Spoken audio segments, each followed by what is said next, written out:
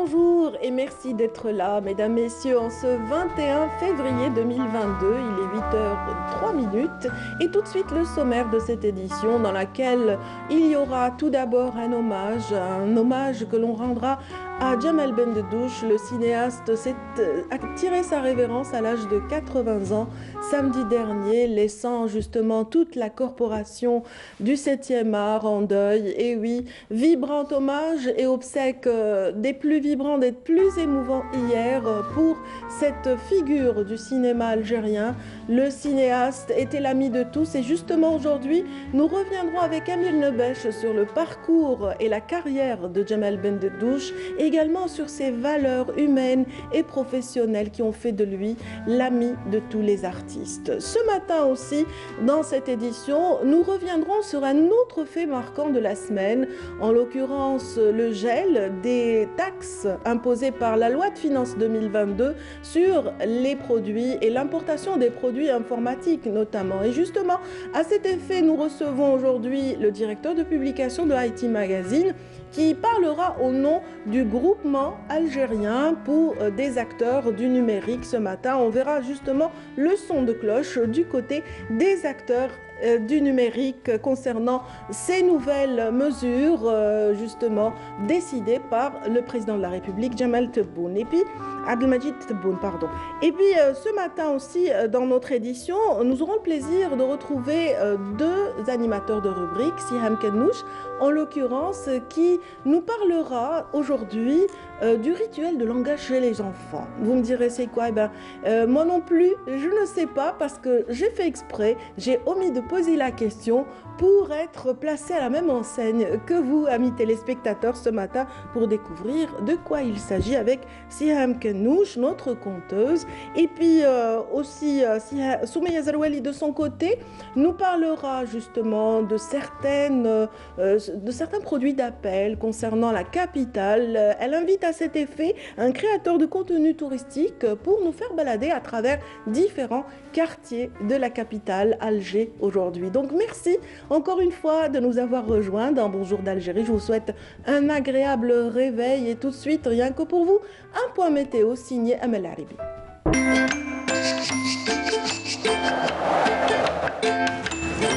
La météo vous est présentée par Mobilis.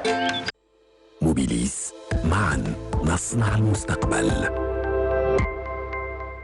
Bonjour, bonjour. Bonjour Nadia. Ça va, Amel? Oui, ça va, avec le temps.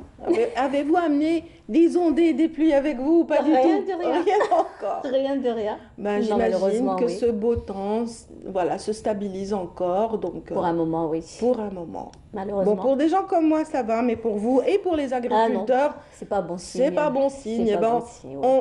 on va souhaiter, Et on croiser les l'espère. doigts et prier pour Inch'Allah. que la pluie revienne. Inch'Allah. On Allez, l'espère. que nous disent les cartes aujourd'hui, Amel? Merci Nadia. Trêve de à blablabla. tous. Ouais. Bonjour à tous et bon réveil. Eh bien pour aujourd'hui, excepté de la brume en ce début de matinée, sur les régions de l'ouest et l'est du pays, le ciel restera durant l'après-midi dégagé à peu nuageux sur les régions nord. La moitié sud, eh bien le ciel deviendra de plus en plus voilé à nuageux vers l'extrême sud et le Sahara central. Ailleurs, le ciel restera dégagé tout au long de la journée. À noter des solons de sable, cette fois-ci vers le Sahara central et le sud des oasis. Les températures, quant à elles, eh bien, elles seront plutôt agréables pour la saison. Le minimum 17 degrés du côté de Tébessa, 18 Constantine, Tizi Ouzou, Djelfa Al Beyoad, 19 à Nambay Alger, 20 degrés à Oran, 22 à Tlemcen. Au sud, eh bien, on relèvera 23 degrés à Béchar, 24 Gardaïa Biskra, 29 à Tamanrasset, 26 à Adrar, 28 Tindouf, 30 degrés à In Salah, 32 Ilizi, 33 du côté de In Gazam et le maximum cette fois-ci à Borj Bedi Mourtar avec 35 degrés. La mer aujourd'hui, eh bien, elle se montrera plutôt calme sur les côtes ouest et centre, mais agitée sur les côtes est. Les vents souffleront entre 10 et 20 km/h sur les côtes ouest et centre et les vents seront variables. Et 30 à 40 km/h sur les côtes est et les vents seront de secteur nord-ouest. Et on termine ce bulletin avec l'éphéméride. Pour aujourd'hui, eh bien, le soleil se couchera vers 18h34. Et pour plus d'informations, bien sûr, vous pouvez consulter les sites de Météo Algérie. Voilà, passez une excellente matinée avec la suite des programmes sur Bonjour d'Algérie et à tout à l'heure midi.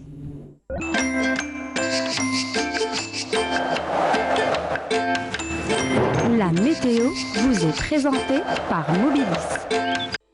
موبيليس معا نصنع المستقبل.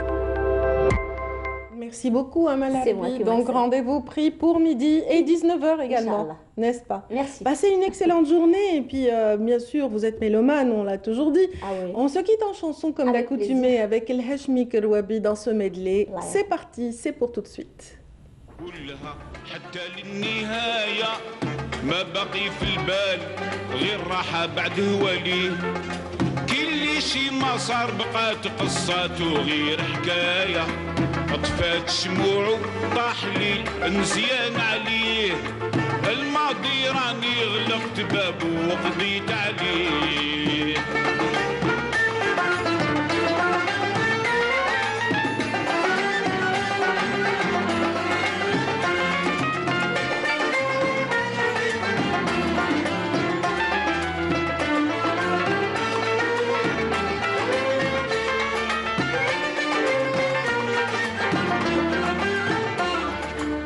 قضيت على أهل الخدع والرشوة والشفاية بياعين القرد ويضحكوا على اللي يشريه إذا حقك كان باين يسطعكي المراية القضيب شطارته يغم ويغطيه يحطم المظلوم ويزيد للظالم عناية غاب الحق والباطل انتصر وزهت مواليه الماضي راني غلقت بابه وقضيت عليه ابدا عمري ما نزيد نتلفت لورايا الماضي راني غلقت بابه وقضيت عليه ومضات حواله كلها حتى للنهاية ما بقي في البال غير راحة بعد هوالي كل شي ما صار بقات قصاته غير حكاية طفات شموعه طاح لي نسيان عليه الماضي راني غلقت بابه وقضيت عليه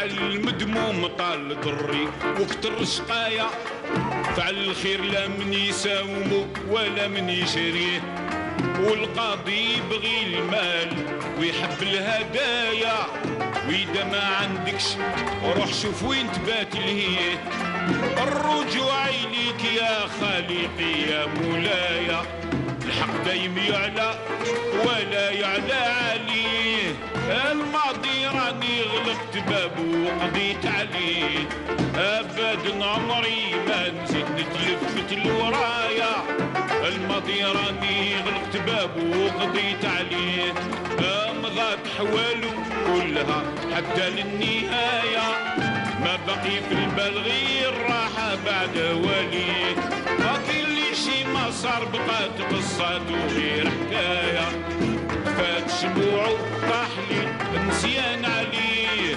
الماضي راني غلقت بابه وقضيت عليه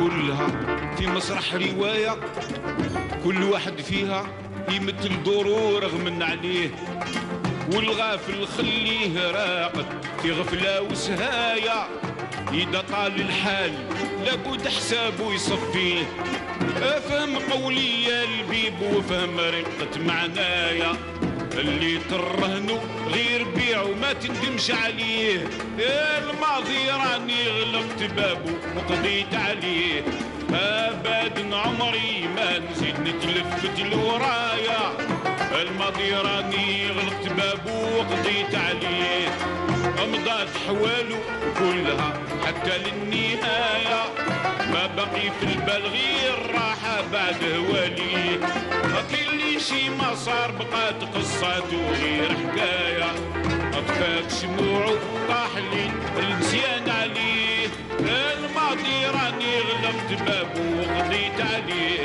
عشيات كأنها عقيان، عشية كأنها عقيان، لون الذهب في دوحتي بستان، يا لا لا لا، يا لا لا لا، يا لا لا لا، يا لا لا يا لا لا، لون الذهب في دوحتي بستان.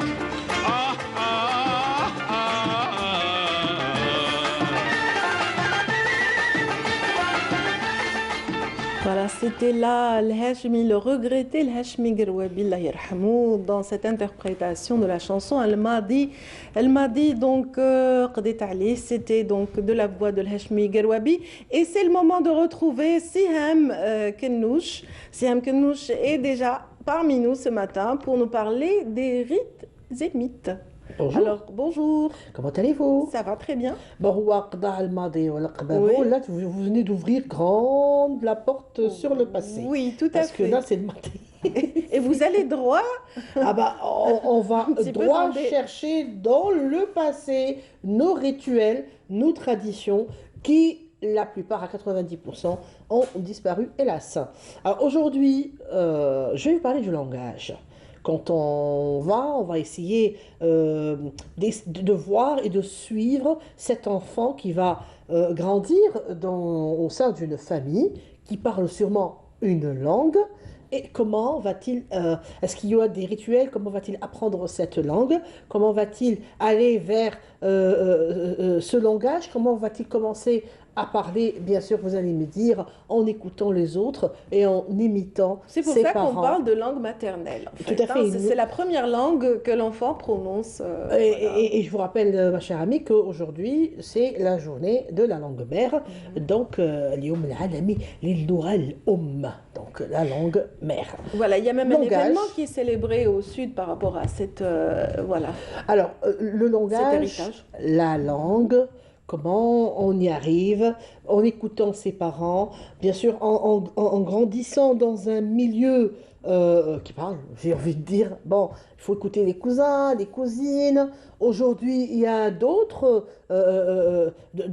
choses qui rentrent en considération. Il y a la télévision, il y a l'Internet, il y a les jeux vidéo, les jeux électroniques. Mais jadis, il y avait quand même d'anciennes traditions qui, dans le cas où l'enfant tardait à parler, à prononcer des phrases, des mots, s'il prononçait mal, s'il ne parlait pas couramment, etc. On lui faisait une certaine ou de certaines choses bizarres, j'ai envie de le dire. Mais bon, le fait est que, voilà. Alors, première chose, c'est quand on parle de langue, on parle on parle de la Donc morale. la langue est concernée. Exactement. Exactement. L'organe est concerné. L'organe est concerné. Donc il y a la langue et aussi la langue. Donc si on n'a pas de langue, on ne parle pas de langue, n'est-ce pas? Absolument. Tout à fait. Donc Absolument. le premier rituel consistait à couper ou à prendre durant une fête de l'Aïd, de grande l'Aïd. Par exemple, si une maman avait un enfant qui arrivait à 4-5 ans et qui parlait mal, qui prononçait mal, n'arrivait pas à parler couramment, le jour de l'Aïd al-Kbir, donc elle allait chercher les langues de mouton chez ses voisines et voisins. D'accord. Il fallait qu'elle obtienne 7 langues de mouton et qu'elle les découpe et les prépare en sorte de shtetha. Donc elle cuisinait comme elle le voulait, etc. Mais il fallait que ce soit 7 Le chiffre était langues important. différentes de chaque mouton et qu'elle nourrissait donc son enfant en premier de ce mets. Et apparemment ça marchait parce que avant l'arrivée de l'autre Eid, l'enfant parlait La langue se couramment déliait. et sa langue à lui allait se dénouer et du coup il allait parler rapidement. Alors cette pratique est utilisée, enfin elle est usitée au nord algérien, donc dans les steppes, etc. Au sud, bon, on ne la connaît pas, mais c'est vrai que c'est un rituel, c'est une tradition qui a tendance à disparaître. Mais ne vous étonnez pas s'il y a une maman qui vient vous frapper chez offrir vous. un plat à Non, base pas de vous langue. offrir, vous demandez la langue de votre mouton de l'Aïd. Oui, d'accord. Voilà, le jour de l'Aïd, elle vient, elle frappe à votre porte. S'il vous plaît, j'ai besoin de la langue parce que voilà, mon fils a du mal à prononcer les mots, a du mal à prononcer les phrases. Donc, elle pense, ou on pensait qu'en préparant cette j'ai envie de dire. Oui, mais vous dites que c'est rare. Et c'est vrai que les mamans d'aujourd'hui ont tendance à avoir recours à un orthophoniste ou Plutôt. alors offrir un smartphone à leur bébé. Ouais, voilà, je ne sais pas comment se débrouiller. Ils se débrouillent mais- toujours, les mais en tout parents cas- d'aujourd'hui, pour laisser leur smartphone entre les Mais mains en des tout cas, moi, bébés. je pense que ça va plus vite, que les enfants parlent encore beaucoup, beaucoup plus jeunes. Hein. À 9, 10 mois, c'est bon, ça parle, ça demande déjà le smartphone, ça demande déjà le téléphone, les jeux vidéo, avant que ça demande de manger ou de boire. Donc je pense que c'est quand même quelque chose qui est rentré dans les mœurs et c'est comme ça. Alors une autre tradition aussi, on reste toujours avec le côté animalier, hein, on D'accord. toujours avec ce côté-là. Alors on faisait boire à un enfant qui tardait donc à parler de l'eau qu'on pouvait ramasser ou qu'on pouvait Extraire prendre de... d'une cage d'oiseau. Donc, il fallait donner à l'oiseau, enfin, donner à cet oiseau une quantité d'eau. Et puis, dès qu'il mettait son bec là-dessus, Oui. bon, vous savez, l'oiseau, quand il chante, vous savez que surtout si c'est un chardonnay, bon, Ah oui, ça oui, chante, oui, hein, oui. incroyablement. Donc, on faisait toujours le lien et on prenait cette eau et on la donnait à l'enfant en croyant qu'il allait chanter tel un oiseau, tel un rossignol. Et il Et finirait qu'il est- peut-être rossignol et chanteur, bon, qui franchement, sait. je ne l'ai pas essayé par moi-même, mais apparemment, chez certaines familles, ce rituel fonctionnait aussi. Donc je disais que c'était l'eau déjà bue par un oiseau qui chanteur chante. de préférence, Voilà, un canari, un rossignol. un rossignol ou un chardonnay, parce que vous savez, Oui. quoique c'est interdit, vous savez, c'est une espèce protégée. Oui, Normalement, oui. c'est une espèce protégée qu'on doit rester dans la nature, parce que écouter un oiseau chanter sur un arbre, c'est pas le même effet d'écouter un oiseau chanter dans une cage. Mais Ah, ça, c'est allez une autre convaincre histoire. tous ces Et passionnés ça, de Chabi et de Chardonneret. Et ouais, mais attendez, je vais vous dire quelque chose. Vous savez que on dit, d'après, là je vous c'est une petite parenthèse, d'après un chercheur, on dit que l'oiseau triste, c'est celui qui chante le plus et le mieux. Oui. Voilà, et il y a eu une expérience assez macabre sur cette histoire dont je ne la raconterai pas. Elle est macabre pour raconter le matin. Mais voilà, donc vous avez à choisir entre les 7 langues de mouton ou de tête de mouton, ou si vous Cette avez eau qui est... un bon oiseau chanteur, vous pouvez le faire boire dans un petit récipient et le donner à votre enfant. Je parle de rituel, mesdames et messieurs, et de mythe et non pas de réalité. En Alors, tout cas, en parlant de réalité, les photos sont assez réelles. On va les découvrir ensemble. C'est la proposition de notre réalisatrice, Ophel Rouaté. On Très va bien. les découvrir ensemble. Après, on passera revient. au sud. Ok. On va voir d'abord. يا مرقدة جديان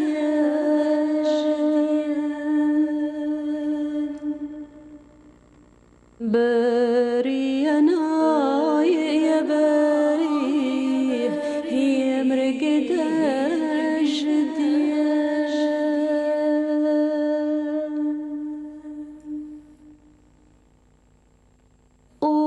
ورماها قد لي بنتي في حمايدك الرحمن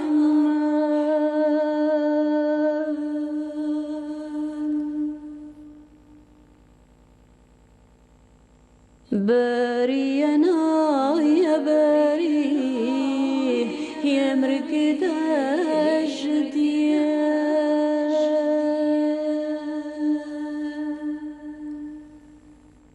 باري أنا مرقد الجديان.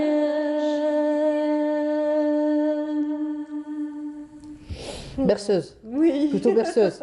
Bari yamraqad dari. Oui. Et Bari, c'est un attribut de Dieu, donc el Bari, el Khaliq ou el Bari'u, et c'est lui qui, bien sûr, fait dormir les enfants et qui les réveille, surtout après.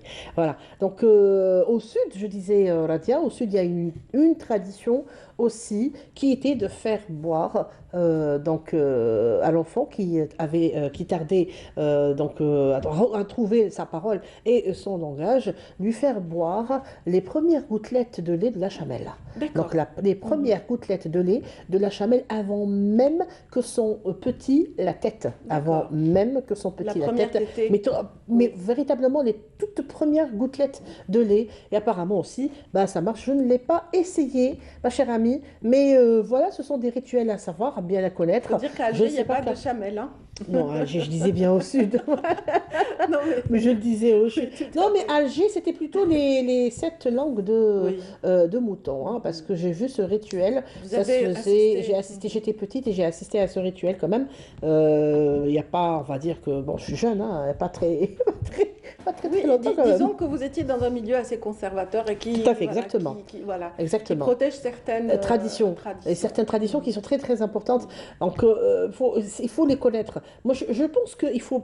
Vous savez, ce qui est bien aussi, c'est que nos anthropologues et nos ethnologues s'y intéressent aussi. Parce que je pense que c'est quelque chose qui fait notre identité. Absolument. D'où ça vient, pourquoi c'est resté si longtemps, qui c'est le premier qui a inventé cette tradition, pourquoi on l'utilise, elle est usitée dans cette région et pas dans une autre. Et je pense que c'est quand même quelque chose, on peut faire tout un dictionnaire, hein, un glossaire sur nos traditions et nos us et coutumes qui ont tendance à disparaître. Je pense que c'est bien de les réserver, de les préserver. Donc, si Gelwabi le madi غلق باب وقضى عليه, etc. Ben non, احنا ماذا بينا نحل الباب تاع le passé et Oui, voir ce qu'il en est. c'est un en peu fait. l'objectif de votre rubrique Rites et mythes, donc nous permet justement de faire une immersion dans nos traditions les plus lointaines. Tout à fait. Et puis il y a ces cantines, et puis ces mots tellement faciles. Je termine avec ça. Ces mots qui sont très faciles à user pour un enfant et qui ne viennent pas de nulle part. Par exemple, quand vous dites que ça s'est disparu, on a tendance à dire bah. Oui. J'ai pas, il n'y a Oui, rien. tout à fait. Figurez-vous que bah est un mot phénicien qui dit Oui. wallo. Voilà, il n'y a rien. Oui. Le rien, le néant, en phénicien se disait bah. Donc, vous voyez que c'est quelque chose qui a vient de finalement qui vient de oui, on disait pas à cette époque, on disait pas papa, on disait dada. Hein, beaucoup de régions où on disait dada, ou ça s'est transformé en dédé, ou n'est-ce pas, tonton on disait le dédé. grand-père, Exactement. Donc on disait dada c'est phénicien aussi qui signifie papa. Donc c'est des mots faciles, c'est deux lettres qui se répètent la plupart du temps. C'est facile pour un enfant, c'est très pratique.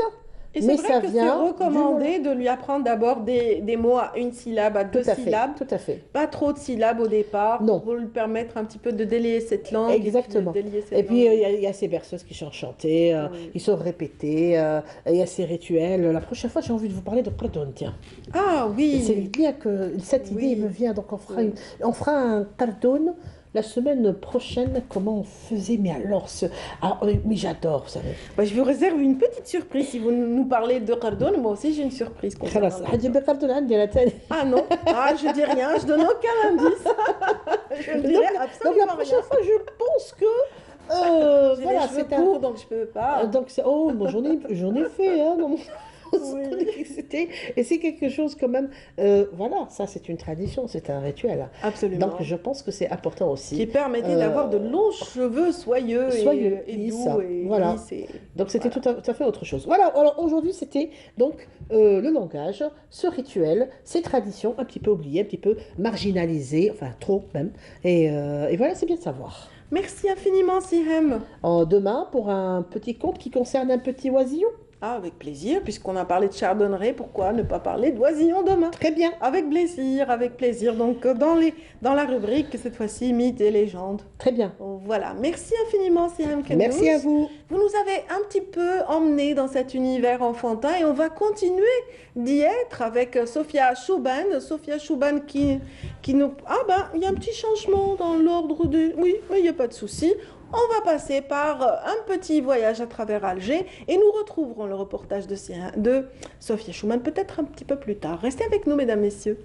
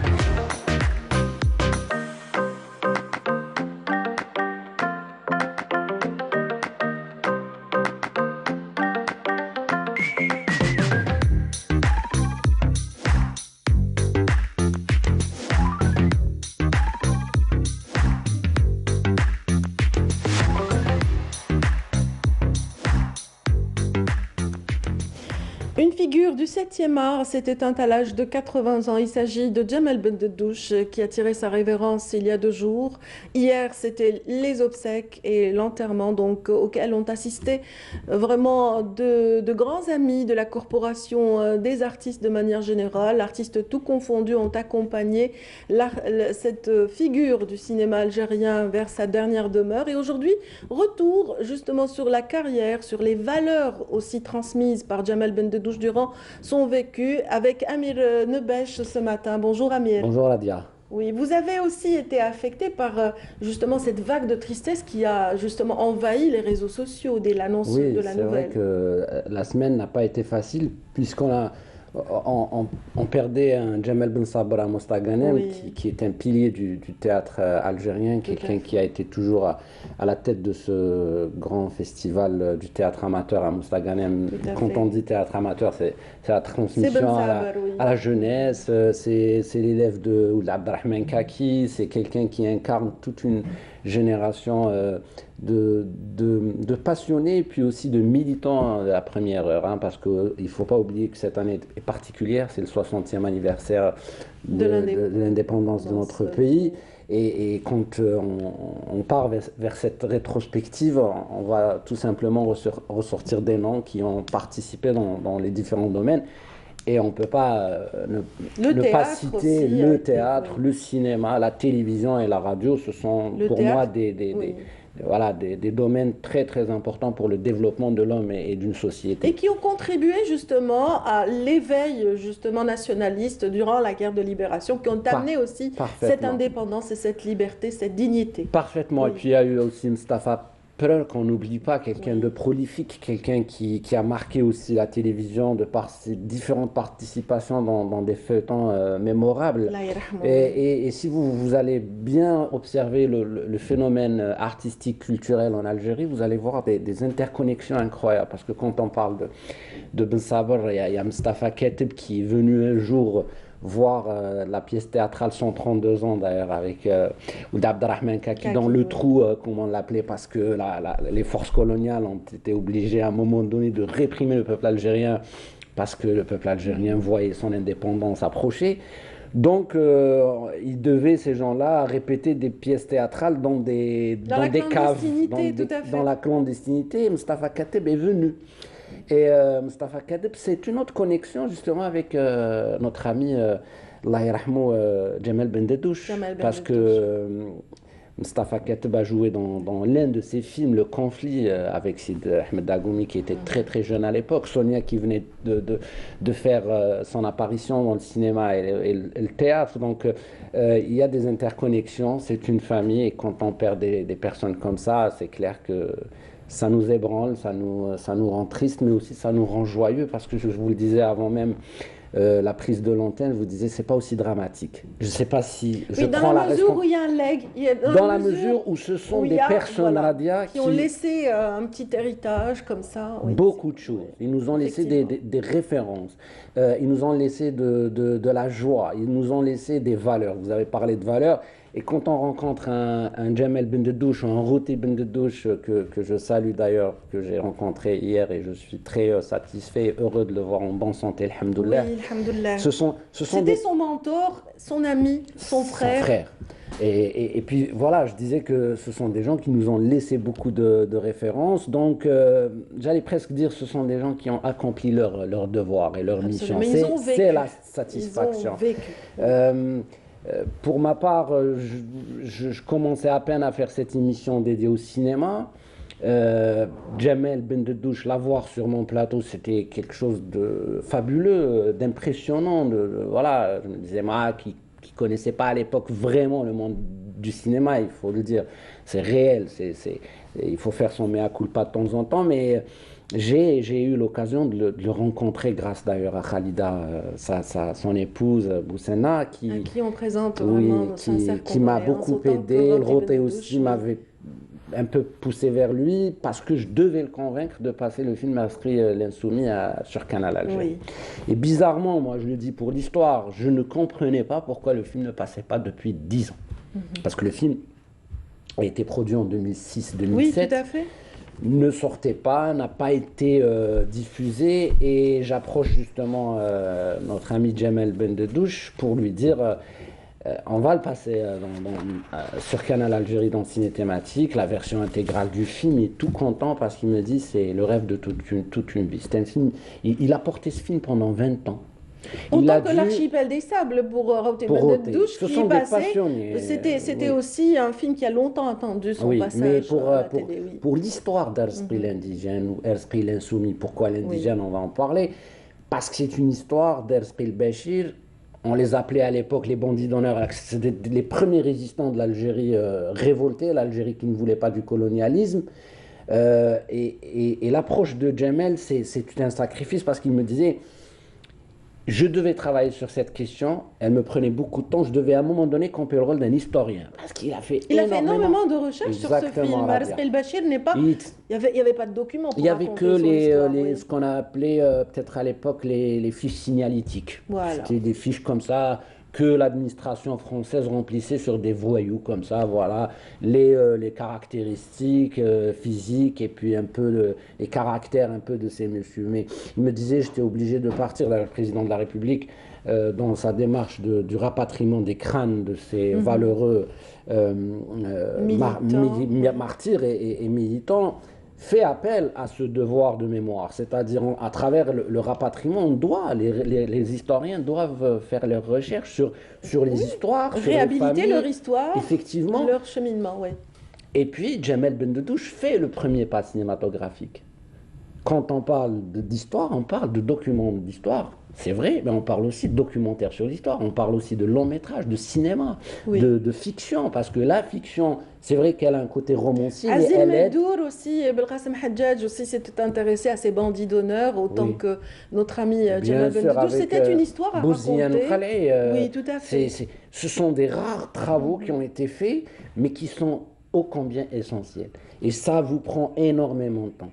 Parce que revenir aux années, je sais pas, 1830, avec un petit budget, me racontait Jamel Bendedouche, parce qu'il devait reconstituer les décors, il devait partir justement dans des régions montagneuses où la caméra devait être portée par des mules, excusez-moi. Et puis c'était un engagement, il a dû faire des sacrifices. Et durant des saisons rudes et difficiles aussi, parce qu'il fallait traverser. Et puis il fait confiance à Salem Moussalès, bien sûr, le jeune comédien qui a été, d'ailleurs avec Belkacem Hadjadj, je pense, dans Mechaou et même dans la colline oubliée de... Non, la montagne de Baya, je pense. La montagne de Baya de Azim Meddour, oui. Meddour, et il nous fait un film. Donc, on le reçoit, et puis voilà, il nous parle, et en faisant les recherches, justement, je tombe sur un Jamel Bendedouche comédien, très jeune, je crois, à l'âge de... Il avait 14, 15 ans. Il a dû travailler avec Bechtarzi, avec J'aimerais bien qu'on regarde ces images parce qu'Yezideit Mahidine et la Régie 7 en disposent et on peut les découvrir. Je crois que vous allez les découvrir pour la première fois à la Dia. Je pense, oui, parce que je sais qu'il a travaillé longuement dans la radiophonique de la radio, donc avant de regagner la télévision, il était 1962, voilà, il est à la acteur, télévision. dans l'espace radiophonique uniquement, mais c'est vrai que c'est rare. Hein. Ah, on va regarder avec Hanan qui a préparé cet extrait. On va voir. Merci. وتحطك في الباب ما يقيسك ريح ما يصير لك حتى شيء اشنو هذا الطبيب جاي عيط لك هاوش وليش ما دخلش هاوش تنا فيك في الجنينه اما انا نروح نشوف بابا على القضيان وانت اخرج للطبيب وحميمه يبقى مع ماما هاني راحت ميمه بقاي على خير اها وين كنت حميمه عطيت لكم دوزه الحمام ايه صحت هم حليمه لما انت تغسلي ليه ايه مليح نغسلتك شري لك هيك هاوش وين قال ايه نشريك ماماني حاجنك البارح بوه ناسي حاجة وفي الليل ماشي الصباح وش علي حاجني عشان حاجيك اوف يا ربي اوف حاجني اللي يسخدهم ربي يردهم حجرة ولا يردهم هوايش نحاجيك على الراجل اللي سخطه ربي والدمرة ايه حاجني بركة ما تنشف فيا ايه يا غولي بابا تضربني انت هيا اسكت ولا دقتك نذبحك شنو هالشيء وصل ماما احنا ما حبيت تضربني موس وهذا الجراجل اسمع سيد علي انا اطلق سلاحي ونروح لبلادي بركة ليش وصل انا يا بمرة كبيرة ما نبقاش مسخرة الدراري ما كفانيش وليدي نزيدهم وليدكم ايه وعلاش ما تحاجنيش هيا افهم لا طلع لك ولا تقطي لك وشك مسقله لا غير ما تضربوشي وانا والله ما نخليك تغسلي لي في الحمام افهم لا طلع شوف بسم الله الرحمن الرحيم Bien. Formidable. Beaucoup d'émotions. Ah oui, énormément. Et Djeloul Besh Jarrah pouvait faire ah oui, Djeloul Besh Jarrah, il jouait le rôle des vieilles femmes. Voilà. Il était spécialisé en impression là-dedans. Moi, je me rappelle de ça. Hein, je me rappelle quand j'ai tourné ça comme comédien. Mais je n'avais pas... je sentais pas la dimension que c'était. J'étais en train de donner la réplique à ces géants. Si j'avais su, j'aurais pris des photos avec eux, tout ça. Et heureusement qu'il y a la magie de la télé et qu'il y a des archives. Ah, heureusement qu'à la télé, il y a des archives comme ça. On pensait qu'ils avaient disparu, ces archives. Mais la magie des archives nous a permis aussi de revoir Djamel Bendeddouch, ce visage avenant, ce visage souriant à toute épreuve justement, même s'il y avait des stress quelque part dans le travail, Djamel Bendeddouch affichait toujours ce visage serein. Bienveillant, sympathique, rigolo aussi, il aimait bien faire des vannes et rigoler. Je crois que c'est cette force qui lui permettait de se régénérer face parfois à des privations imposées, parce qu'un cinéaste est appelé à faire des films. Quand on ne fait pas de films pendant des années, ça nous rend triste. C'est comme, je ne sais pas, un pianiste qui ne fait pas de piano, ou comme un chanteur qui ne chante pas, ou un comédien qui ne fait pas les planches du théâtre.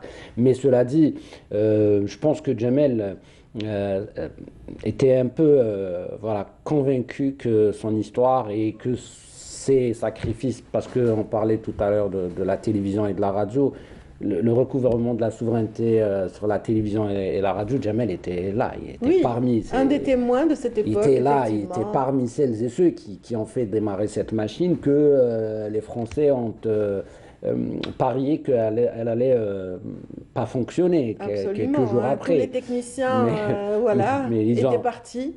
Voilà, c'est la part qu'il faut rendre à Djamel et à ses compagnons, à Moussa Haddad, à Mustafa Badi, à Mustafa Gribi, à Mehdaoui, à tous ces noms, et à Badri d'ailleurs, qui nous a quittés tout récemment, effectivement.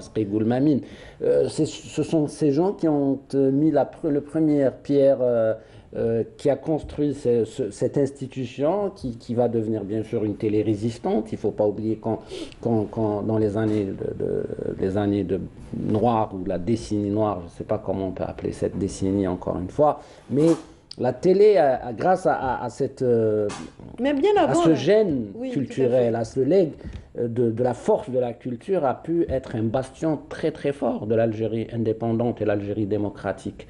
Parce que elle a contribué aussi à l'éducation des masses, à l'éducation du peuple, à travers les programmes dispensés bien avant cette décennie que vous citez. Et puis ça a permis à Ben Deddouch de nous offrir justement, d'offrir aux archives de la télévision algérienne trois belles œuvres. On va les citer quand même. Le conflit que vous aviez déjà évoqué, le laboratoire et l'oiseau blanc. Voilà, trois œuvres. Des démocraties. De documentaires. Bureaucratie. Son premier long métrage en 70 qui était avant-gardiste, parce qu'à l'époque, parler de bureaucratie, c'était pas évident, mais lui, il mettait le doigt sur une problématique. Et c'est ça, c'est la contribution justement à l'évolution de la société. J'allais presque dire en toute allez, on va utiliser le mot, peut-être en toute pédagogie, nécessaire à l'époque. Sans être dans la violence, ni dans la...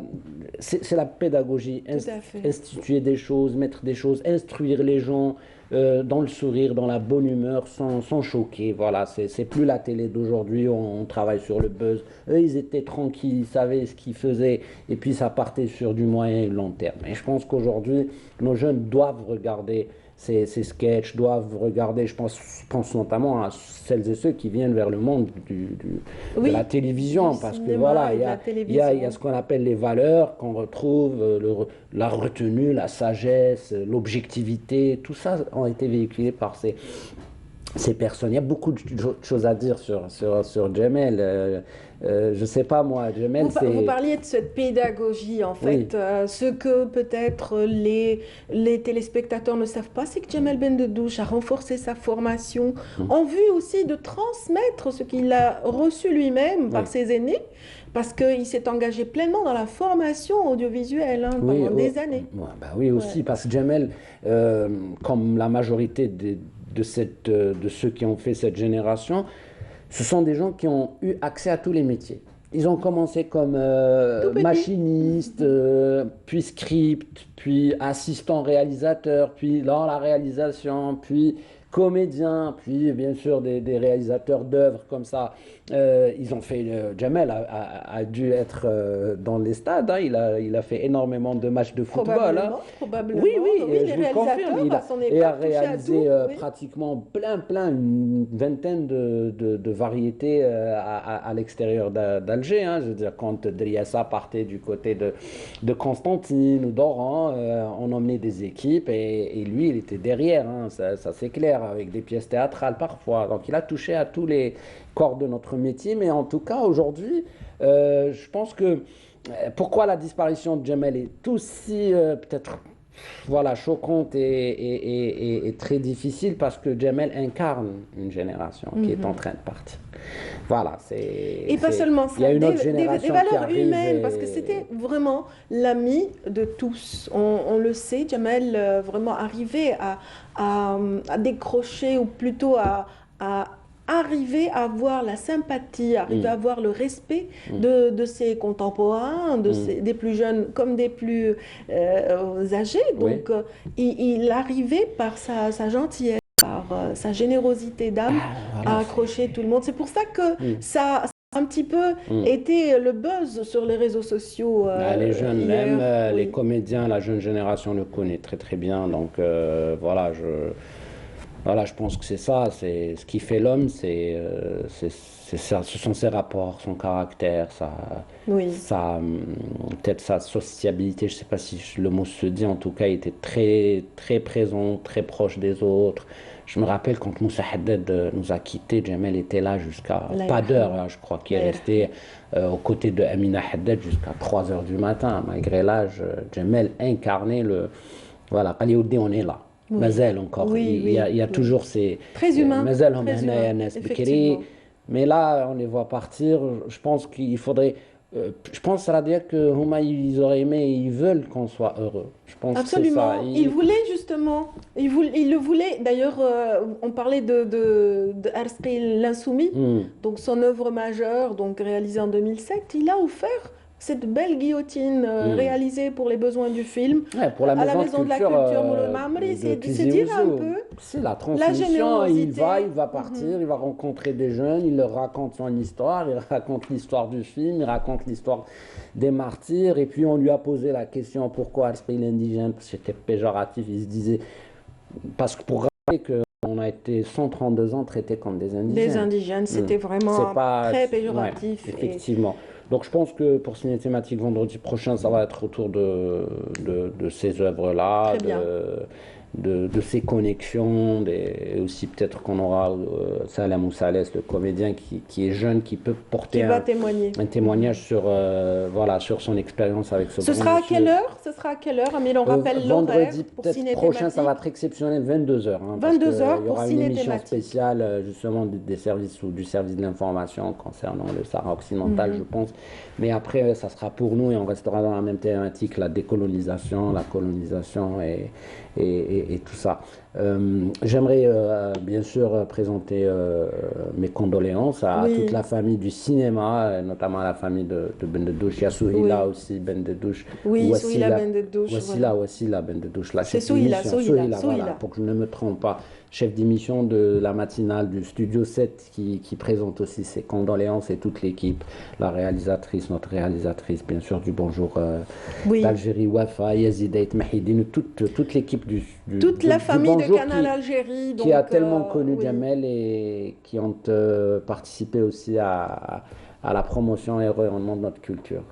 Paix à son âme et à cette étoile qui vient de s'envoler, donc vraiment qui laisse justement toute la corporation artistique en deuil. Donc condoléances à toute la famille, à tous ceux qui ont aimé Jamel Bendedouche. Merci infiniment pour cette participation. Amir Nebesh, on vous souhaite une excellente journée, ainsi qu'à tous ceux qui viennent de nous rejoindre, à qui on propose tout de suite cet interlude musical signé Nabil Bali.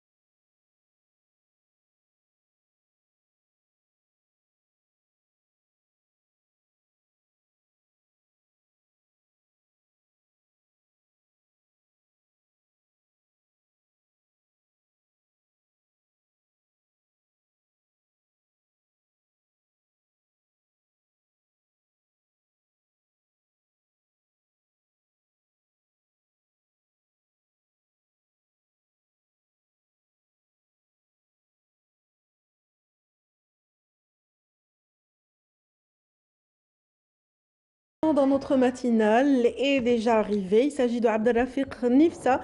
Monsieur Nifsa est directeur de publication de IT Magazine. Donc aujourd'hui, il parle à titre justement de représentant également du groupement algérien des acteurs du numérique pour parler de différentes actualités liées à cette sphère en particulier. Bienvenue. Merci beaucoup. Je tiens juste à faire une précision. Je ne fais pas partie du groupement algérien du numérique. Très bien, mais vous allez peut-être nous donner le son de cloche concernant la GAN par rapport à certaines actualités. Tout à fait, tout à fait.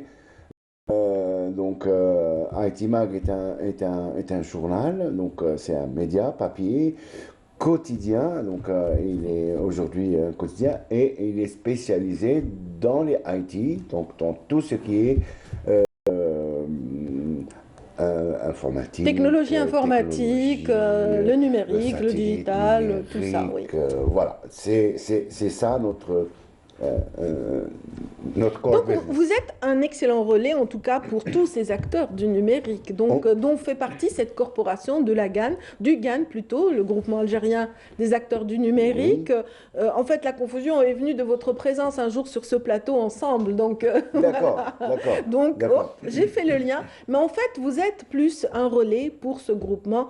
Comment est-ce que le monde du numérique aujourd'hui a reçu cette nouvelle tombée il y a une semaine, donc la décision du président de la République de la levée du gel sur les taxes imposées, juste taxes et impôts, sur l'application des taxes et impôts imposés par la loi de finances 2022 sur les produits de consommation, entre autres les produits et matériels informatiques. Donc comment est-ce que la sphère du numérique a perçu cette nouveauté?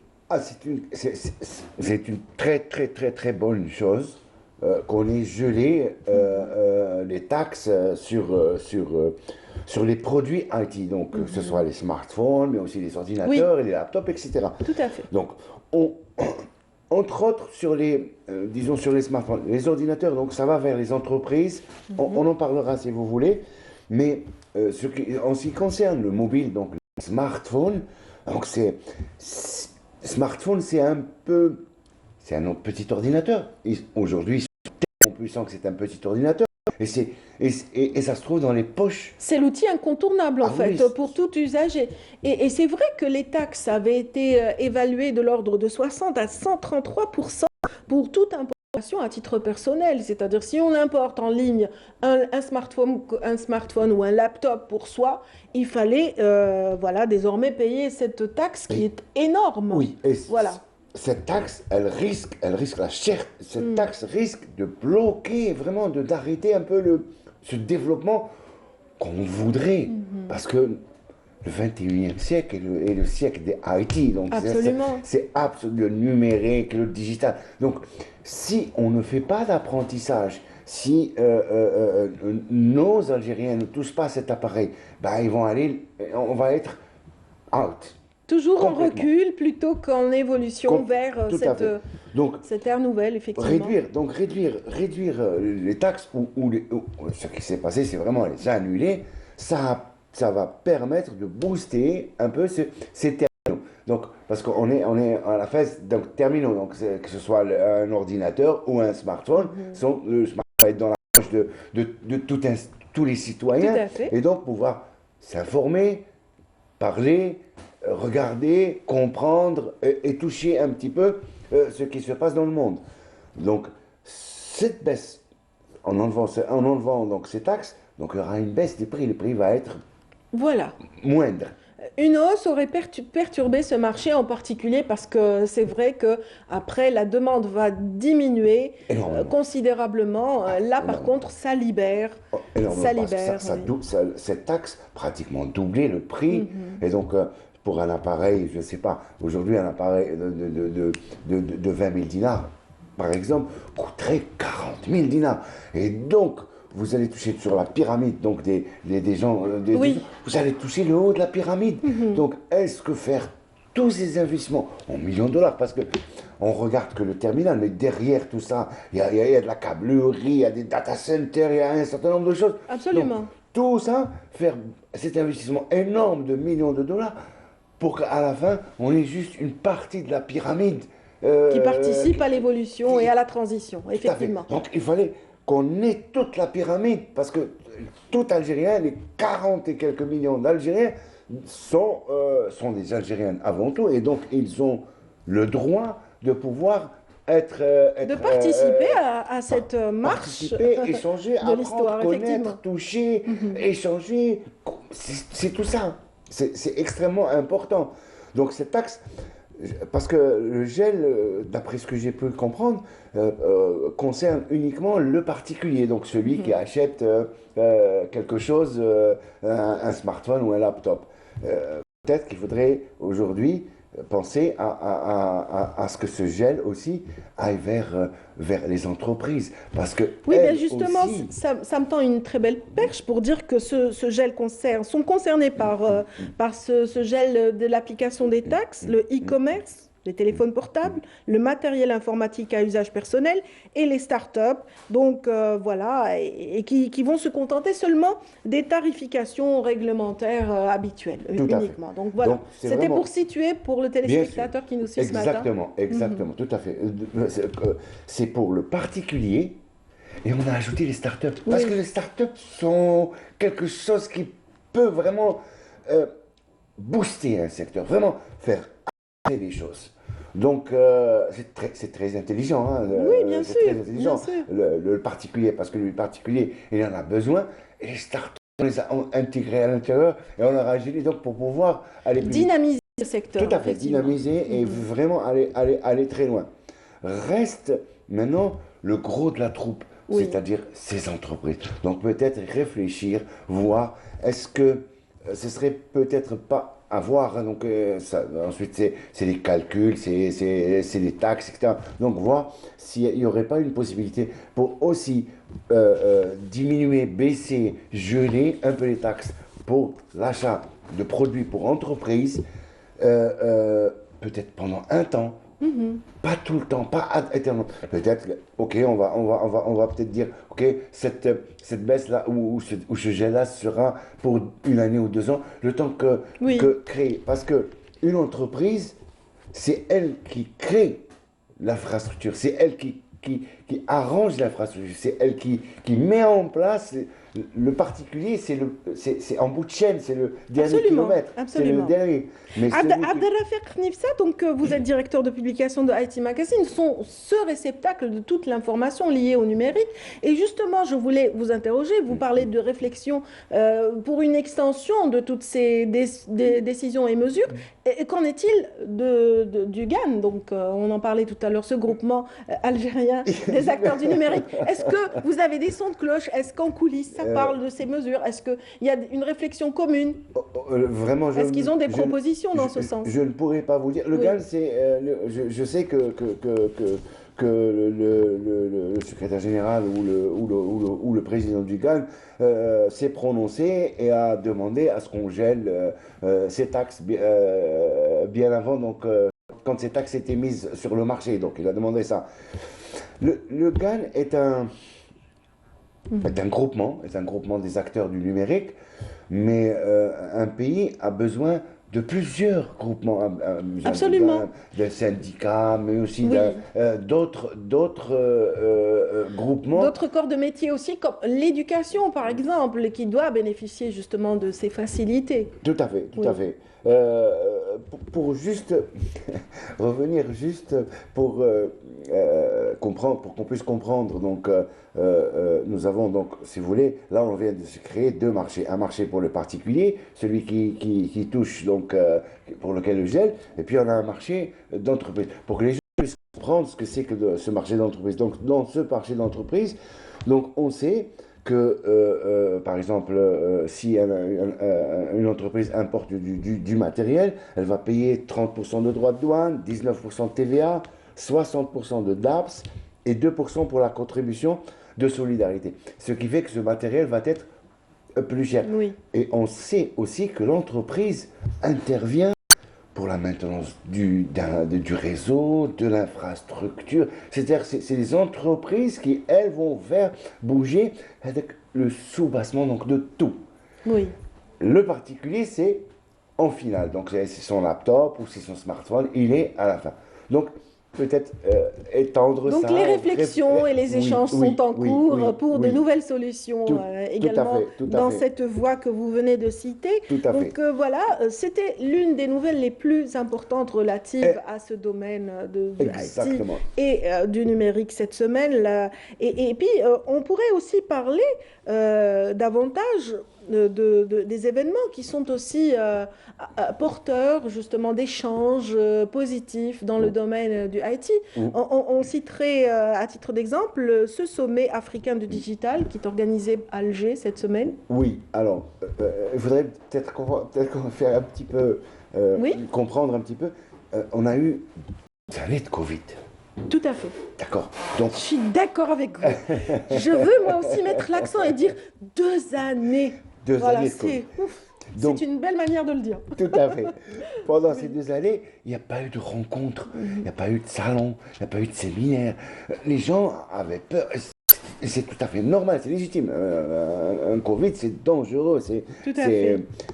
Et donc, aujourd'hui, ça se tasse un peu. Disons que les courbes descendent, on comprend. Maintenant, les gens sont vaccinés, les vaccins ont été faits. On a même une usine qui fabrique des vaccins, c'est extraordinaire. Donc, à partir de ce moment-là, les gens veulent se rencontrer. Absolument. Et on a beaucoup de salons qui se mettent en place. Nous avons un à Oran, nous avons le salon africain, il y en a d'autres qui se mettent des séminaires à droite, à gauche, pour que les gens puissent se rencontrer. Parce que 2 années, chacun dans sa bulle, il faudrait qu'ils se rencontrent pour pouvoir discuter, comprendre et puis peut-être faire des choses ensemble. Donc vous parlez du salon africain. Je trouve que le salon africain, pour son nom africain, est très intéressant.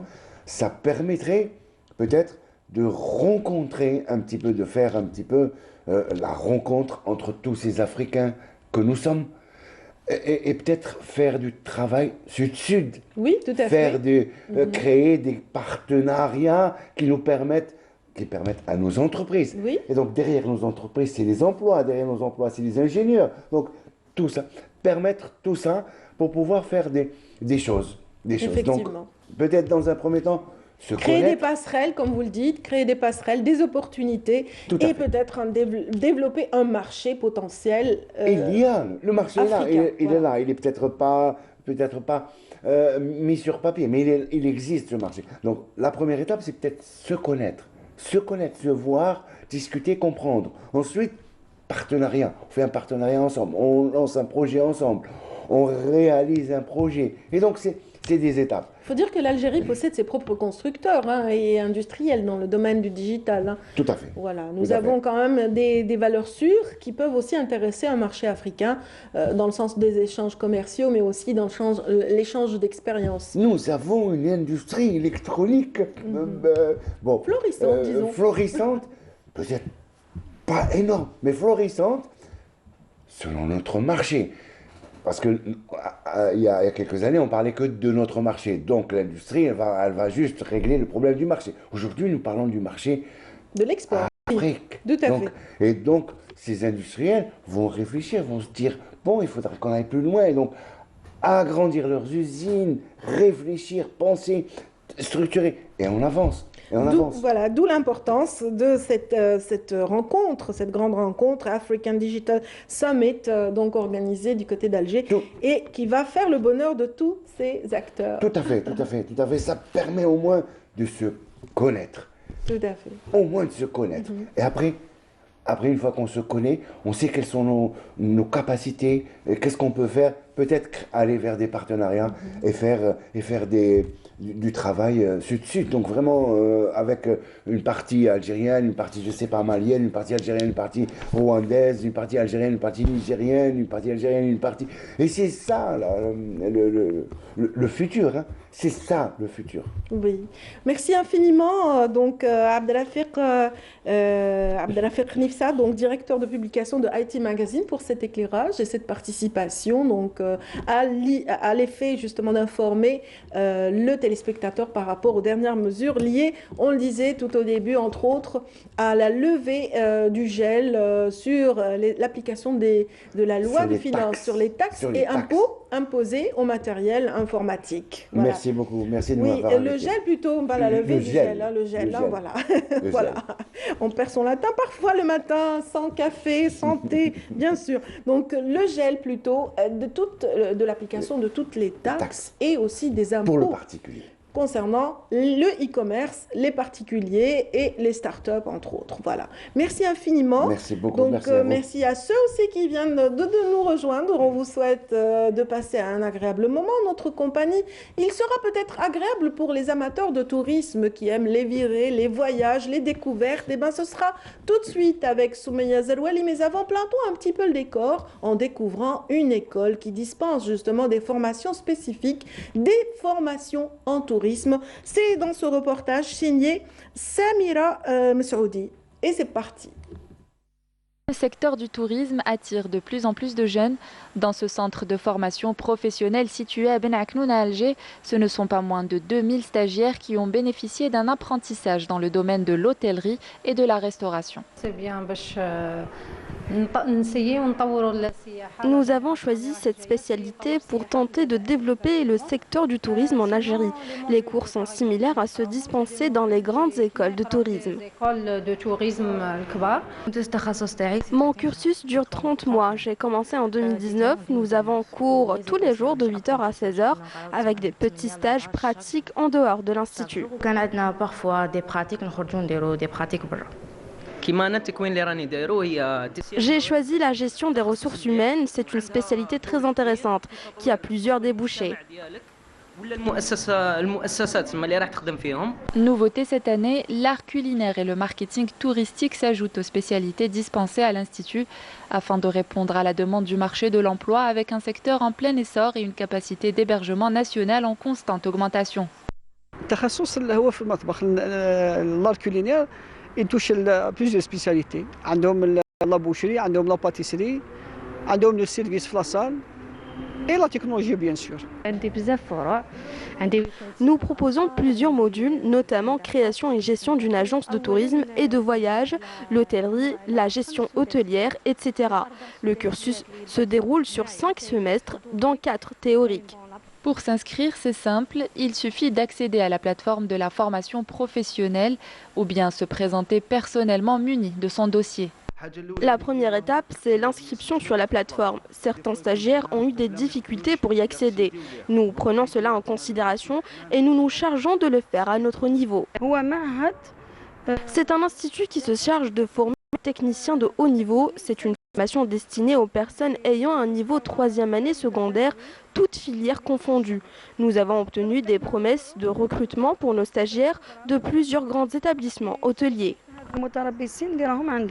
Une formation de qualité qui vise à hisser vers le haut le niveau des prestations et de professionnalisme dans le secteur. Voilà, c'est le moment de parler tourisme, c'est l'instant tourisme dans notre émission avec Soumeya Zerouali qui nous a habitués dans sa rubrique à nous faire pas mal de découvertes. Aujourd'hui, on va lui demander de quoi il s'agit justement. Bonjour Soumeya, tout d'abord. Bonjour Nadia, comment ça va? Bien, et vous? Alhamdoulilah, ça va super bien, alhamdoulilah. Très bien. Alors aujourd'hui, les voyages, ça procure du bonheur. Hein. C'est vrai, c'est vrai. Ça me permet, c'est un peu ça le but de la télé, c'est de permettre à nos amis téléspectateurs de s'évader avec nous, de voyager avec nous, de rêver. Voilà. Ça.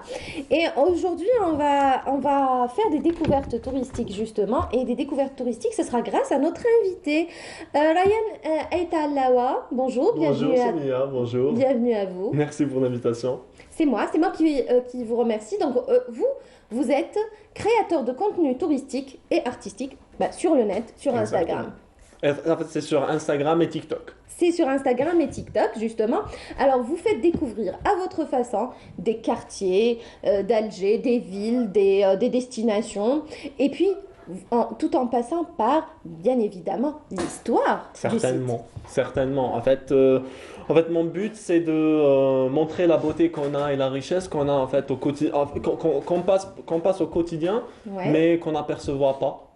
Généralement, en marchant à Alger Centre, on voit, il y a des belles bâtisses, il y a de belles moulures. Par contre, Des on enseignes et comprend des pas. plaques, mais bon. C'est ça, mais bon, on comprend pas ce qu'on est en train de voir. Et en fait, c'est ça le but des vidéos que je fais, du contenu que je fais sur TikTok et tout.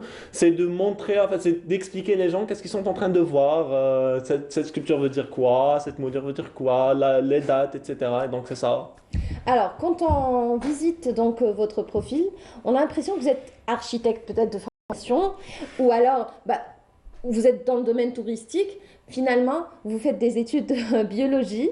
Oui, oui. Et alors, comment Oui, vous le est déclic, venue alors le l'idée, déclic. justement, c'est quoi le déclic? Le déclic. Comment vous avez eu le déclic pour En fait, ce genre de contenu? En fait, je sais vraiment que c'est les deux extrêmes. Microbiologie, histoire de l'art, ça n'a rien à voir. Mais je viens d'une famille d'artistes, en fait. Mon père était artiste et donc j'ai grandi dans un milieu artistique. Vous quoi. avez ça dans le sang. C'est ça, on a ça dans le sang. Ensuite, Ouais. c'est ma passion, en fait. J'ai deux passions. La microbiologie est une passion, mais l'histoire de l'art aussi, c'est une autre passion. Et j'essaye de faire... En fait, tant que je suis jeune, j'essaye d'exploiter tout. J'essaye de faire tout. Donc, papa et maman qui vous baladez dans les ruelles d'Alger et vous racontent des histoires. Ah, papa. Ah, non. d'accord. Non, papa. C'est l'occasion de lui rendre hommage, effectivement. D'ailleurs, c'est lui, il est mon... Toujours, je dis qu'il est mon fan numéro 1. Très bien, très bien. C'est ce qu'il a dit. Parce qu'il est, juste avant l'émission, il a accompagné Ryan, il est là, papa qu'on salue, il a dit, justement, je suis son premier fan et je suis abonné. C'est ce qu'il avait dit. Excellent. Il est. Voilà. Donc, alors, Ryan, qu'est-ce que vous allez nous faire découvrir aujourd'hui? En fait, aujourd'hui, je vais vous faire découvrir 4 sites que j'apprécie beaucoup. Et c'est un peu différent en fait comme concept parce que j'ai plusieurs concepts sur le compte. Oui. Et c'est à peu près genre 4 concepts différents. Le premier, on va parler de Fort de l'eau. Oui. Qui est le Borj, le fameux Borj. Pourquoi ça s'appelle justement Fort de l'eau? Pourquoi ça s'appelle Fort de l'eau. Et aussi, on va parler d'un théâtre qui n'existe plus. À la Casbah, c'est maintenant un parking. D'accord. On va parler du parc de Galant, qu'on connaît Très tous. bien. Oui. Mais aussi, on va aussi parler d'un immeuble qui est à la rue d'Isly, qu'on voit toujours en photo. Par contre, personne ne sait où est situé cet immeuble.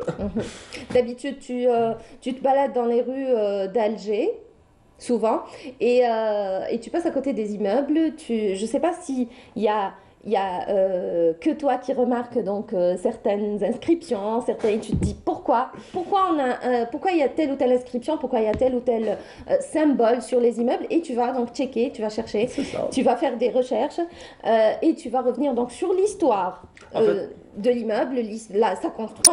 Et pourquoi il y a ce genre de... Souvent, c'est ça qui te motive. C'est ça. En fait, c'est drôle que vous avez dit ça parce que... En fait, la dernière vidéo, celle d'avant, oui. je marchais à la zone et je suis passé par un immeuble qui est maintenant clinique de Zahel ou quelque chose comme ça. Et j'ai vu un symbole. Oui. Et je me suis posé la question, c'est quoi ce symbole? Après, je me suis installé dans une cafette juste à côté. J'ai commencé à faire de la recherche. Et sur place, dans 1 heure, j'ai trouvé tout ce que je voulais dire. Et j'ai fait une vidéo sur place. C'était pas prévu du tout. C'était tellement spontané. Mais à chaud, vous l'avez fait. Absolument. Et après, tu incites les gens à faire comme toi, parce que à la fin, il te dit, je sais pas pour vous, mais est-ce que vous faites la même chose que moi? Est-ce qu'en passant par à côté d'un immeuble ancien, d'une ancienne bâtisse, vous vous posez certaines questions comme moi? Et c'est comme ça, c'est ça qui te motive finalement à faire ce genre de contenu qu'on va découvrir. Allez, on va voir quelques images justement. Oui. C'est ce que nous propose la régie, et on va justement voir si ça suscite notre curiosité. Alors, on va où? Alors, oui, on va à Alger. on met le cap sur où? Alors, les premières images vont nous où? Alors, on les attend. Bon, ça va. Sûrement Fort de l'eau, certainement. Alors voilà. Est-ce qu'on reconnaît? Oui. On voit un petit fortin, donc ça ne peut être que ça. Effectivement, on est en bord de mer. Justement, on est en train de voir les images, Ryan. Alors pourquoi Fort de l'eau s'appelle Fort de l'eau en fait? En fait, ce fort a été bâti en 1556 par Mohamed Kourdougli. D'accord. Après, ce qui est très intéressant dans ce fort, c'est qu'en 1775, il y a eu une restauration du fort. Et dans cette restauration, ils ont utilisé des pierres qui viennent des ruines romaines.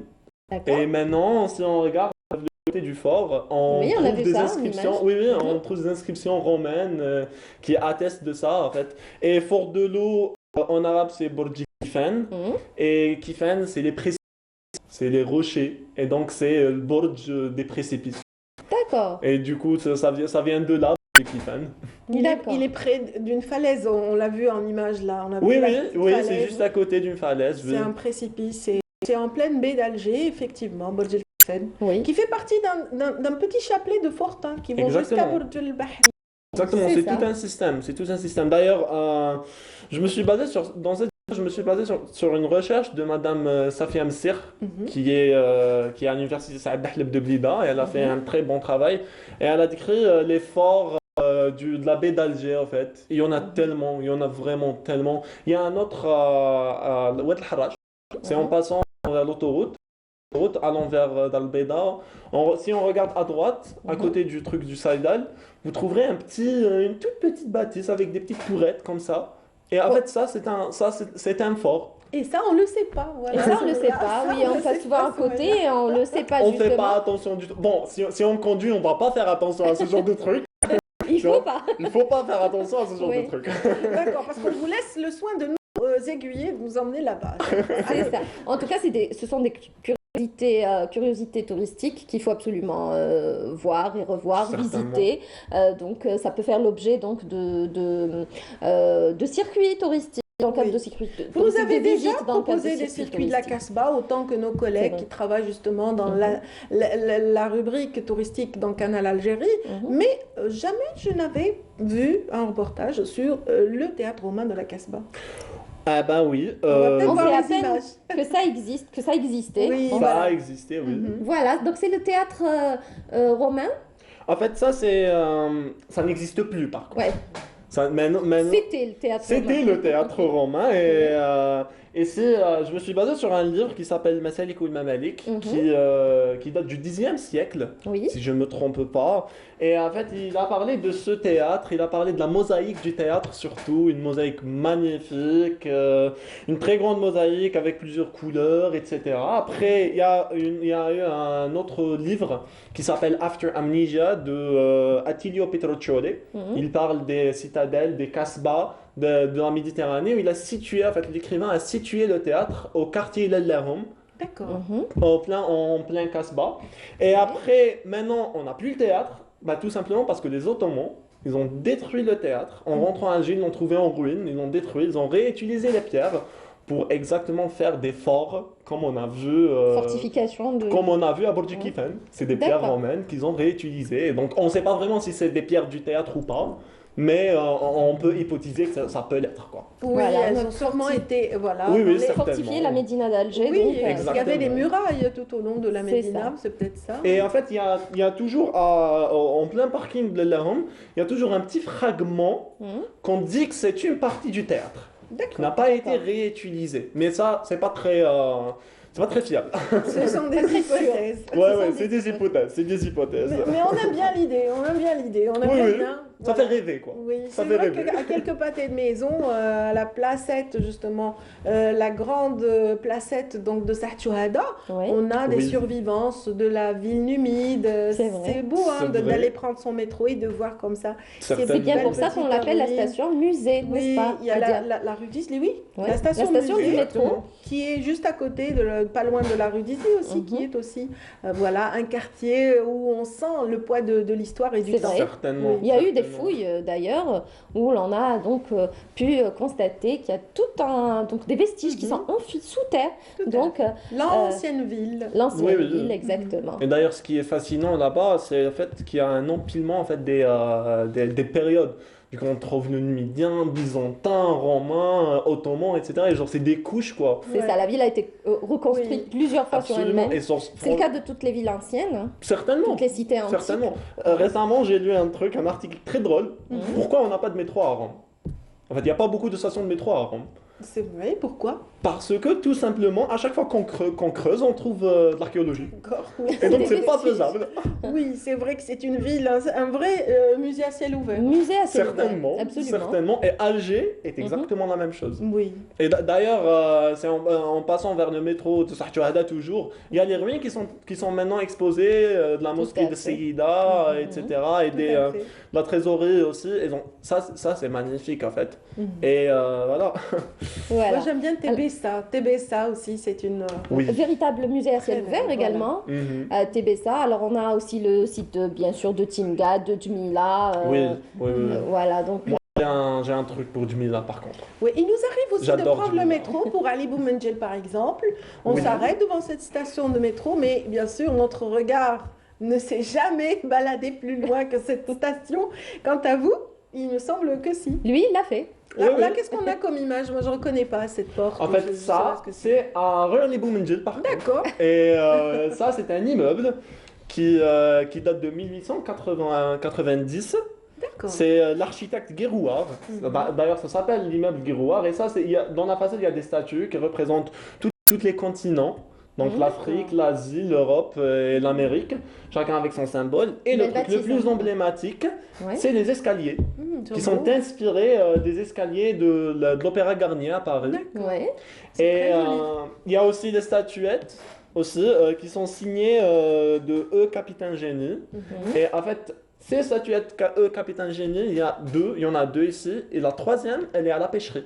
D'accord. Et donc, si vous allez à la pêcherie, vous la trouverez sur les escaliers, en fait. La pêcherie aussi, ce sont des escaliers comme ça qui se rejoignent vers la placette, justement, dont on parlait, placette. Exactement, exactement. Et en fait... Et la prochaine fois, je regarderai ces escaliers autrement, grâce à vous.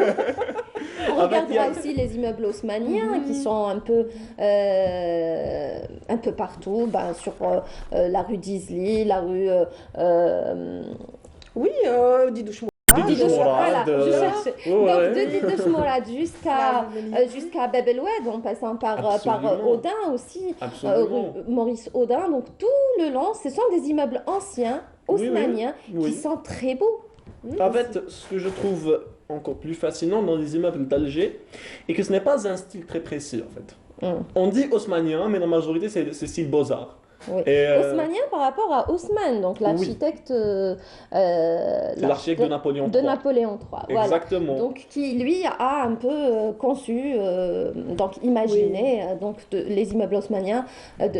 Ils sont semblables à ceux qui sont à Paris et à Marseille aussi également. Voilà. Yazid Aïd Mahieddine me souffle à l'oreille que c'est vrai qu'il y a du néo-mauresque aussi à travers, par exemple, des édifices comme la Grande Poste. Exactement. Oui, effectivement, la wilaya d'Alger, qui ont un cachet particulier. Tout à fait, qui a été construite dans le style, justement, dans le style d'Alger, en respectant l'architecture locale. Exactement. Voilà, c'était en 1900, effectivement. Et d'ailleurs, en fait, ce qui est facile, je pense. Voilà, vers les 1900. Voilà, c'est ça. C'était le centenaire de la colonisation. Exactement. Et donc, en fait, ce qui est fascinant dans l'architecture d'Alger, en fait, c'est que c'est un amalgame. On trouve jamais genre un style bien précis. D'ailleurs, le néo-mauresque, c'est le style typiquement algérois, quoi. C'est un méton à part. Mais par exemple, vous m'avez tout à l'heure parlé du haussmannien, et je vous ai dit que ce n'est pas c'est pas nécessairement du pur haussmannien par contre. Il y a beaucoup plus le style beaux-arts aussi qui domine, et le style beaux-arts par définition, c'est l'haussmannien tiré par les cheveux. Et donc voilà, par contre, on a des images qui arrivent là. Oui, en fait, j'entends des escaliers, on voit les devinettes. Exactement. Exactement. Elle gagnait quoi? Elle a découvert le truc. Regarde une visite guidée à Alger. Bravo, super. Bravo, je suis jalouse. Tu viens avec moi. Marhaba bikoum. En fait, des joyaux qu'on connaît pas trop à Alger, c'est ces jardins. Et entre ces jardins, il y a par exemple le parc de Galan. Et ce beau jardin date de 1897. Et ça a été construit comme jardin du musée de l'Antiquité, qui est juste dessus. Ensuite, en 1915, ce jardin fut agrandi par Charles Galan, qui était le maire d'Alger. Oui. Exactement. Puis en 1916, encore plus agrandi Et il s'étale sur une superficie de presque de 2 hectares, donc ça fait 3 pelouses du 5 juillet, quoi. Ouais. Et après, en 1923, Charles de Granon s'est décédé, et le jardin s'est nommé après lui. Parc de Granon, c'est d'ici d'où vient le nom. Et maintenant, maintenant, ça s'appelle Jardin de la Liberté. Tout à fait. Et il faut savoir que il constitue un raccourci également. Oui. Par contre, un autre aspect de ce jardin est que il constitue aussi un musée. Parce que le jardin est décoré avec des objets qui viennent du musée de l'Antiquité qui est juste à côté. Exactement. D'ailleurs, on peut visiter le jardin, on peut visiter le musée. Des jarres, des petites stèles, des sculptures, c'est très beau. Des animaux aussi, des oiseaux. C'est vrai. C'est tellement mignon par contre les oiseaux là-bas. Il y a plusieurs espèces, des canaris, etc. Et genre c'est un espace à découvrir. Un espace à préserver, à découvrir. Certainement. Et en fait, c'est une réelle visite. C'est-à-dire quand on prévoit d'aller quelque part, on peut aller dans un jardin, se détendre, lire un livre par exemple, une lecture, et revenir ressourcer, rentrer ressourcer. Certainement, on peut aller au musée, on fait une visite du musée, le côté antiquité, puis le côté art islamique, après on achète quelque chose, on descend, il y a des buvettes, etc. Donc on peut acheter des trucs, des sandwichs, des cheese, etc. Et on se met au jardin. Et ça fait une visite complète, quoi. On peut aller au Bardo qui est juste mitoyen aussi. Oui. Une belle visite de musée. Certainement. Tout à fait. Voilà, certainement. Fractionné comme ça par étapes, comme vous dites, un petit sandwich au milieu. Ça, c'est nécessaire par contre. Ça, c'est obligatoire. Oui. Il y a tellement de belles choses à découvrir. Oui, j'imagine absolument. que cette pause est nécessaire. Et pourquoi ne pas la faire dans ce parc magnifique, le parc de la Liberté? Alors justement, ta passion, ta conduite t'a conduit à aller vers le tourisme proprement dit, c'est-à-dire que tu vas faire découvrir aux touristes les régions qui te marquent le plus. Certainement. Alors quelquefois tu assures tu participes, tu assures quelques visites, peut-être entre amis ou comment tu procèdes? En fait, je fais des visites guidées au musée des Beaux-Arts. Bah voilà. J'organise des visites guidées là-bas. Et en fait, c'est à travers ma communauté Instagram, enfin Instagram et TikTok qui me permettent de faire ça. Et c'était chaque samedi, mais selon le planning des examens, des cours, etc. Et en fait, franchement, je le fais par passion. Je le fais vraiment par passion. J'adore ce musée, j'adore le musée des Beaux-Arts. Je suis parti au minimum une fois par semaine pendant les 3 dernières années. D'accord. Et donc, ce musée est vraiment, ça me tient au cœur. Il y a le musée aussi du Bardo qui est magnifique également. Certainement. Oui. Certainement, le Bardo aussi, c'est un chef-d'œuvre. Ouais. C'est un chef-d'œuvre architectural. Il y a aussi En fait, ce que j'adore dans le Bardo est que ça combine les 2 trucs que j'aime le plus, la paléontologie et l'architecture, etc. Et donc, tu as le côté paléontologie, anthropologie, et le côté palais qui est architecture, art, etc. Et pour moi, le Bardo, par contre, aller au Bardo est une visite complète en elle-même. Très bien. C'est vrai. Le jardin à côté, le palais, le musée. Alors là, si tu permets, on annonce juste donc la page. Oui, rapidement. Donc, comment on peut te contacter? Page Instagram et TikTok, bien sûr. Exactement, c'est The Art Nerd. C'est ze.art.nerd. Et ça veut dire l'intello de l'art. L'intello alias donc Ryan Aït Alawa. Voilà. Exactement. Merci beaucoup, donc Ryan, d'avoir été avec nous ce matin. Merci à Souraya de nous avoir permis de vous découvrir et de découvrir à travers vous toutes ces belles escales. Merci infiniment. Et on continue avec les remerciements pour les téléspectateurs qui étaient là ce matin. Je vous souhaite une agréable fin de journée et l'on se quitte en musique avec la sublime voix de Amel Ibrahim Jelloul. C'est parti pour le générique de fin. À très bientôt, à demain.